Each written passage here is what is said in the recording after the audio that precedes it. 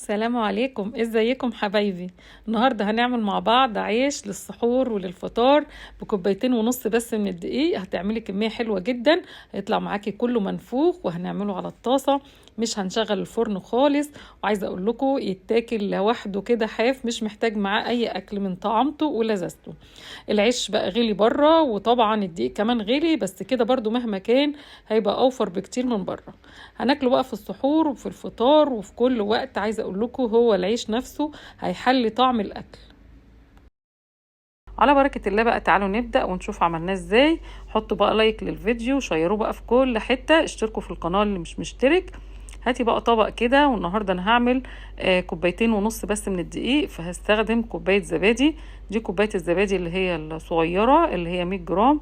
حطيت عليها نص كوباية من اللبن، وهحط 4 معالق سمنة على زيت. تقدري تحطي زيت بس او سمنة بس. انا حطيت معلقتين سمنه بلدي طبعا سايحه زي ما انتم شايفين، على معلقتين زيت ذره. ودلوقتي حطيت معلقه سكر كبيره، وتمن معلقه ملح صغيره. وهحط دلوقتي معلقه واحده من الخميره الفوريه الممسوحه. بصوا معلقه صغيره ممسوحه كده. هو العيش ده مش عايزاه يخمر، مش هسيبه يخمر يعني، بس الخميره هتنشطه وتخليه هاشش كده من جوه. دلوقتي انا بقلب بقى كل حاجه مع بعض عشان ادوب السكر والملح والخميره، وخلاص كده كفايه جدا. الدقيق بتاعي كنت نخلاه، انا عايرت بالكوب المعياري كوبايتين ونص من الدقيق. وهقلب بالمعلقه الاول. هنحتاج بقى نزود ميه، هزود ربع كوبايه ميه، بس ما حبيتش احطها في الاول عشان اشوف هيحتاج معايا ميه قد ايه بالظبط.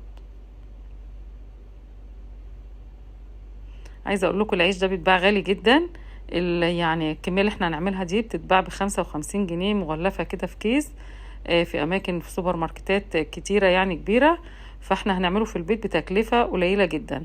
انا ضفت دلوقتي حوالي ربع كوبايه او اقل شويه من الميه. كنت حاطه الميه في الكوبايه اللي كان فيها اللبن، وهعجن وخلاص كده الموضوع انتهى.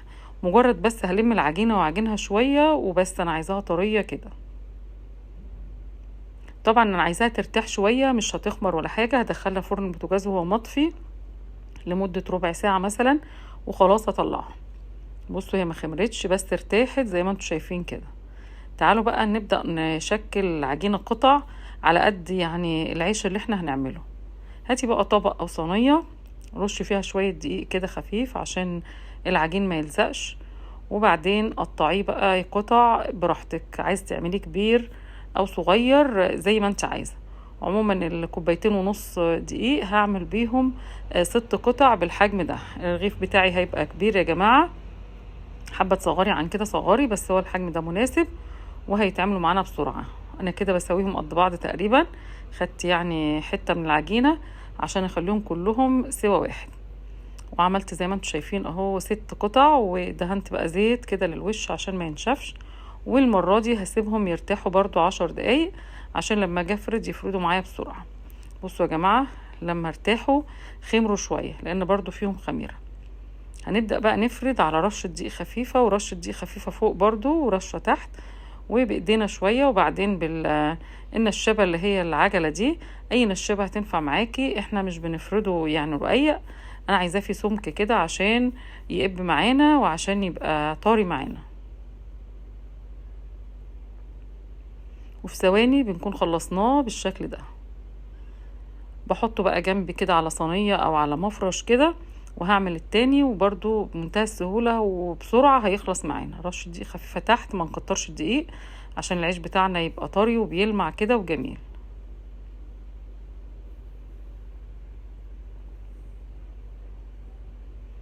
والسمك بتاعه برضو عايزة اوريهولكوا هو ده. خلصت بقى الكمية بتاعتي، كانوا 6 وده اخر واحد، وحطيتهم على مفرش وهغطي. هسيبهم 5 دقايق وبس. بعد 5 دقايق هاتي بقى طاسة او صينية عشان تسوي بقى فيها، وحاطة معلقة سمنة على معلقة زيت. وبعد ما الطاسة سخنت بدهن بقى كده دهنة زي ما انتم شايفين اهو، وبعدين بنزل باول رغيف. الطاسة كانت سخنة والنار دلوقتي متوسطة. بصوا اول ما احس انه بدأ كده ياخد تسوية ويطلع فقاقيع كده، يعني مش باينة هي لسه التسوية باينة، هم على طول قلبها على الناحية التانية. يعني يتشمع كده يا جماعة من ناحية بقلبه على طول. بصوا هيبدأ ينتفخ اهو، مع ان احنا ما سيبناهوش يخمر بقى كتير ولا حاجة، ولا خمر قبل التقطيع ولا بعد التقطيع. كل العيش هينفخ معانا كده يا جماعة، كله هينفخ معانا بالشكل الرهيب الجميل ده. شايفين النار بتاعتي متوسطة، والطاسة يا ريت تكون طاسة تقيلة كده عشان التسوية تبقى حلوة. وهقلبه بقى اهو، بصوا قلبته على الناحية التانية وبيقب اهو معايا، واللون بتاعي حلو جدا كده. هطلعه، بصوا طري جدا. في كل مرة لازم ادهن الطاسة بتاعتي، الدهنة دي بتدي للعيش لمعة، وكمان بتدي سخونة زيادة للطاسة، فبتخلي العيش يستوي معانا بسرعة. شايفين في ثواني هتبصوا تلاقوه خد تسوية كده. طبعا انا مسرعة شوية، بس هو فعلا مش هياخد وقت معاكم. بعدين قلبته اهو على الناحية التانية، قب برضو معايا. وده كان تاني واحد، الاولاني اهو زي ما انتم شايفين اهو، زي ما انتم شايفين كده يا جماعة. هنعمل بقى يعني كل مرة هندهن وهنسوي بالطريقة دي. عايزه اقول لكم قب معاكم او مقبش، وفي الاخر هيبقى طري، وهيبقى يعني من جوه كده يعني في كده يعني لحم كده من جوه، وهيبقى طعمه حلو قوي اهو. بصوا انا بعمله على الناحيه التانية. لو حابه بقى تدهني يعني من الناحيه التانية برضو، تدهني سمنه تاني ادهني. وخلاص كده انا قربت اخلص العيش كله، هما كانوا 6 ارغفه. ولو حابه تغطيه بغطا بقى عشان تسرعي عمليه التسويه بقى بسرعه، سرعي برضو يعني، غطيه بقى برضو بغطا. بس انا حسيت ان هو مش محتاج يعني، بس كنت بجرب كده يعني اغطي واحد بغطا، لقيت مفيش فرق كبير يعني. انا بدهن هنا يا جماعه تحت من الناحيه التانية برضو دهنة سمنه مع زيت، وده هيخلي الرغيف يقب اكتر معايا. بصوا وخلاص خلصت كده المقدار بتاعي كله. تعالوا بقى نشوف العيش بتاعنا. بصوا اهو، بصوا قد ايه طري وجميل، طعمه رهيب يا جماعه بجد. انصحكم تقوموا تجربوه حالا. كل اللي تحتاجوه 2.5 كوباية دقيق ومعلقتين سمنه ومعلقتين زيت عندك من البيت. تقدري تحفظيه في كيس كده وتحطيه في التلاجة او في الفريزر وتطلعيه بس يفك كده ساعه الاستخدام. هتاكلوا بيه احلى اكل واحلى فطار. عايزه اقول لكم مع جبنه وشاي بلبن كده خلاص كده، مش محتاجين جنبه اي حاجه. والعيش ده بقى بينفع معانا في الفطار. عايزه اقول لكم هيحلي اي اكل، وهينفع مع اي حاجه، مع جبن هينفع، ومع عسل. هو كده يعني شبه الفطير، بس طبعا مش فطير. انتوا شفتوا كميه السمنه اللي حطيناها عليه. وعايزه الف لكم العيش وتشوفوا قد ايه كله طري. بصوا بيتلف ازاي. ينفع طبعا يتفتح من جوه ويتعمل سندوتشات، طري جدا وريحته روعه بجد. انا متاكده ان انتوا هتقوموا تعملوه حالا. كل اللي تحتاجوه 2.5 كوباية من الدقيق و4 معالق من السمنه وكوبايه زبادي، وهتعملوا احلى عيش ممكن تاكلوه في حياتكم. انا كده خلاص خلصت الفيديو بتاعي، كان هدف الافاده. يا رب تكونوا استفدتوا. حطوا بقى لايك حلو للفيديو، وشيروه بقى في كل حته عشان الكل يستفيد.